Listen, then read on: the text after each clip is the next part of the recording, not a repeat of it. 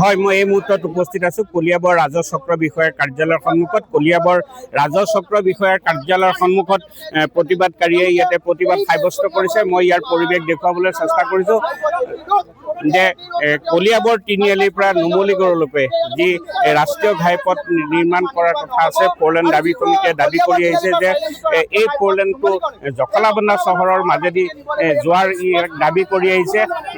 কিন্তু চক্ৰান্ত কৰি এটা ৰাজনৈতিক চক্ৰই কলিয়াবৰ তিনিআলিৰ পৰা এই বাইপাছটো কৃষিভূমি নষ্ট কৰি জলাশয় নষ্ট কৰি পেলাই ৰাঙলুলৈকে নিয়াৰ যি পৰিকল্পনা কৰিছে, ইয়াৰ প্ৰতিবাদ কৰিছে। মই ইয়াৰ পৰিৱেশ দেখুৱাইছোঁ। পুৱা 10 বজাৰ পৰা প্ৰতিবাদকাৰীসকলে ইয়াত প্ৰতিবাদ কৰিছে আৰু কোনো বিষয়া কৰ্মচাৰী কাৰ্যালয়ৰ সন্মুখ ভিতৰলৈ প্ৰৱেশ কৰিবলৈ দিয়া হোৱা নাই। বৰ্তমান মূল প্ৰৱেশদ্বাৰত প্ৰতিবাদকাৰীসকলে তেওঁলোকে প্ৰতিবাদ সাব্যস্ত কৰিছে। মই এইখিনিতে মই তেওঁলোকৰ যি বিষয়ববী আছে মই তেখেতসকলৰ পৰা জানিব বিচাৰিছোঁ যে যিহেতু কলিয়াবৰৰ তিনিআলিৰ পৰা জখলাবন্ধা কৰিতল হাটবৰকে ধৰি এই বৃহত্তৰ অঞ্চলটো এলাগি কৰি পেলাই কৃষিভূমি নষ্ট কৰি জৈৱ বৈচিত্ৰ্য নষ্ট কৰি পেলাই পথাৰেদি যি বাইপাছ নিৰ্মাণ কৰাৰ পৰিকল্পনা কৰিছে তাৰ প্ৰতিবাদ কৰিছে। আপুনি এই সন্দৰ্ভত কি ক'ব?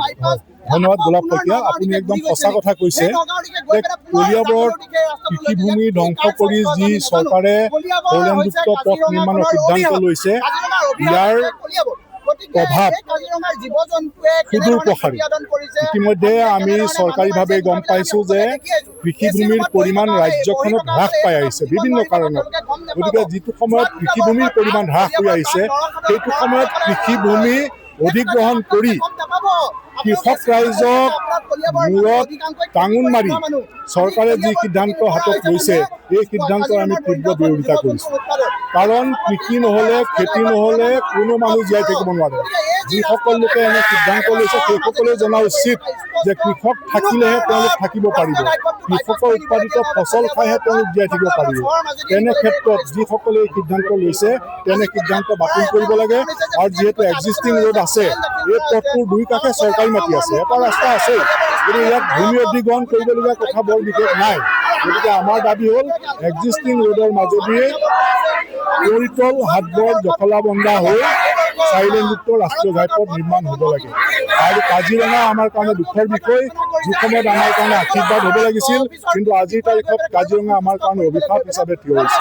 মই নিশ্চয়কৈ ক'ব লাগিব যে কাজিৰঙা ৰাষ্ট্ৰীয় উদ্যানৰ দাঁতিকাষৰীয়া এই বৃহত্তৰ অঞ্চলটো, এই অঞ্চলৰ মাজেদিয়ে যি ফ'ৰলেন নিৰ্মাণৰ প্ৰসংগ আহিছিলে আৰু এই ফ'ৰলেন নিৰ্মাণৰ কাৰণে কলিয়াবৰৰ বিভিন্ন দল সংগঠনে প্ৰতিবাদ কৰি আহিছিলে যে এই ফ'ৰলেনটো জখলাবন্ধা চহৰৰ মাজেদি আহিব লাগে আৰু ইয়াৰ পৰিৱৰ্তে এটা বৃহত্তৰ ৰাজনৈতিক চক্ৰই তেওঁলোকৰ এই ফ'ৰলেনটো কলিয়াবৰ তিনিআলিৰ পৰা কৃষিভূমি নষ্ট কৰি নিয়াৰ যি পৰিকল্পনা কৰিছে তাৰে প্ৰতিবাদ সাব্যস্ত কৰিছে। পুৱা 10 বজাৰ পৰা কলিয়াবৰ ৰাজহ চক্ৰ বিষয়াৰ কাৰ্যালয়ৰ সন্মুখত এই প্ৰতিবাদ অব্যাহত আছে। মই ইয়াৰ পৰা আৰু এজনৰ পৰা জানিব বিচাৰিম যে যিহেতু সমগ্ৰ বিষয়টো আইনৰ মজিয়াটো আছে আৰু ইতিমধ্যে আপোনালোকে ভাৰত চৰকাৰৰ পথ পৰিবহণ মন্ত্ৰালয়ৰ ওপৰতো আলোচনা কৰিছে আৰু তেওঁলোকে বিষয়টো পুনৰ বিবেচনাৰ আশ্বাস দিছে, ইয়াৰ মাজতো গোপনে যি জৰীপ কাৰ্য চলি আছে তাৰ প্ৰতিবাদ কৰিছে, কি ক'ব আপোনালোকে? এইটো অতি ষড়যন্ত্ৰমূলক। ইতিমধ্যে আপোনালোকে গম পাইছে যে আমি এটা আইনী প্ৰক্ৰিয়াৰ মাজেদি আমাৰ যিটো বাইপাছ আছিলে এই বাইপাছটো কেঞ্চেল কৰা হৈছিলে, কিন্তু তাৰ পিছতো পুনৰবাৰ তেওঁলোকে এটা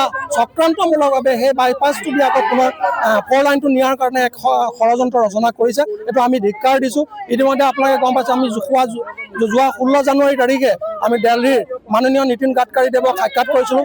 আমাৰ মাননীয় বিধায়ক কেশৱ মহন্ত ডাঙৰীয়াৰ নেতৃত্বত আমি এটা 6জনীয়া দলে গৈ পেলাই তাক আমি প্ৰেজেণ্টেশ্যন দিছোঁ। তেওঁ আমাক আশ্বাস প্ৰদান কৰিছিল আৰু এই বিষয়টো পূৰ্বতন কৰ্তৃপক্ষৰ লগত বিবেচনা কৰি পেলাই বিষয়টো সমাধান কৰাৰ ক্ষেত্ৰত আমাক এটা আশ্বাস প্ৰদান কৰিছিল। গতিকে আৰু তাৰ সমান্তৰালকে তেওঁ অহা জানুৱাৰী 12 মাৰ্চ তাৰিখে যি ৰিভিউ মিটিং আছে এই ৰিভিউ মিটিঙত আহি গোটেই বিষয়টো আলোচনা কৰিব বুলি আমাক এটা আশ্বাস প্ৰদান কৰিছে।